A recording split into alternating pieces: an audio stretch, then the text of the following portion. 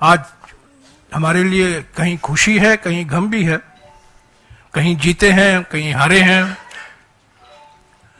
पर एक बात निश्चित है कि कांग्रेस पार्टी की एजेंडा में कोई परिवर्तन नहीं आने वाला है। जो सामाजिक मुद्दे हमने उठाए हैं, हम उठाते रहेंगे। जो आर्थिक मुद्दे हम उठा रहे हैं, हम उठाते रहेंगे। मोडानी का मसला रहेगा, जाति जनगणना की मांग हम करते रहेंगे, संविधान की सुरक्षा के बारे में जो कदम उठाने हैं हम उठाते रहेंगे, उसका जिक्र हम करते रहेंगे। पर पूरा विश्लेषण के बाद ही पता चलेगा कि ये जो अजीब सा नतीजा आया है महाराष्ट्र में, बिल्कुल अजीब, इसका और मैं कोई शब्द इस्तेमाल नहीं कर सकता हूं, बिल्कुल अजीब है, समझा ही नहीं जा सकता। हाँ, बहुत कुछ लोग कह रहे हैं इसलिए हमने जीता, इसके कारण हम जीते। अभी अभी मैंने देखा प्रधानमंत्री ने कहा है कि विकास की जीत है। तो ये सब मैं समझता हूं, ये इनको जो ज्ञान आई है चुनाव के नतीजे के बाद, ये भाषा नहीं थी चुनाव के नतीजे के पहले। तो ये एक टारगेटेड निशाना बनाकर ये नतीजा निकाला गया है। पर हमारा हौसला कमजोर नहीं हुआ है। हम हारे हैं जरूर, पर हार जीत होती रहती है। हम लड़ेंगे, लड़ते रहेंगे, जनता की मुद्दे उठाते रहेंगे। और संगठन में जो और मजबूती से हमें काम करना है, महाराष्ट्र में खास तौर से जो कदम उठाने हैं, मैं समझता हूं अगले कुछ दिनों में कांग्रेस अध्यक्ष और राज्य के जो नेता हैं उनके बीच में बातचीत होगी और जो कदम उठाने हैं उठाते रहेंगे। कि विकास की जीत हुई है।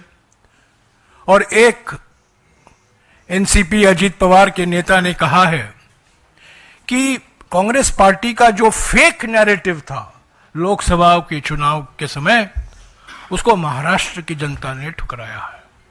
ये बिल्कुल गलत है, इसमें कोई संदेह नहीं होनी चाहिए किसी के मन में कि जो हमारा लोकसभा चुनाव में जो एजेंडा था, जो हमने मुद्दे उठाए थे, आर्थिक असमानता, सामाजिक ध्रुवीकरण, संविधान की सुरक्षा, जाति जनगणना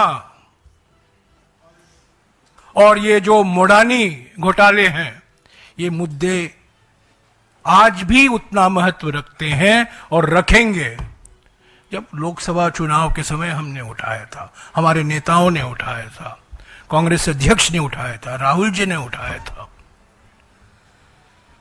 जाति जनगणना, 50% आरक्षण की सीमा अनुसूचित जाति, अनुसूचित जनजाति और ओबीसी वर्गों के लिए, मोडानी घोटाला, ये सब मुद्दे रहेंगे।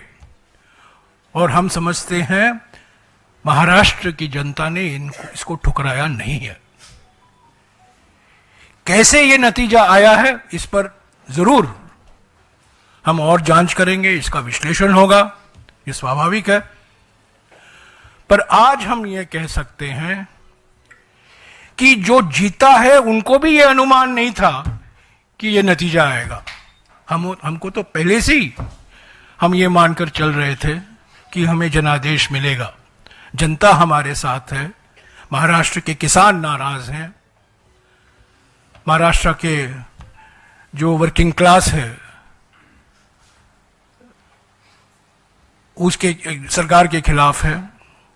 और एक माहौल जो था महाराष्ट्र में 4 महीने पहले, 5 महीने पहले, वो आज भी वही माहौल है, ये हम मानकर चल रहे थे और सभी लोगों का ये मानना था। पर जो नतीजे आए हैं ये बिल्कुल इसके विपरीत हैं। पर इसका माने ये नहीं है कि हम हमारे एजेंडे से पीछे हटेंगे।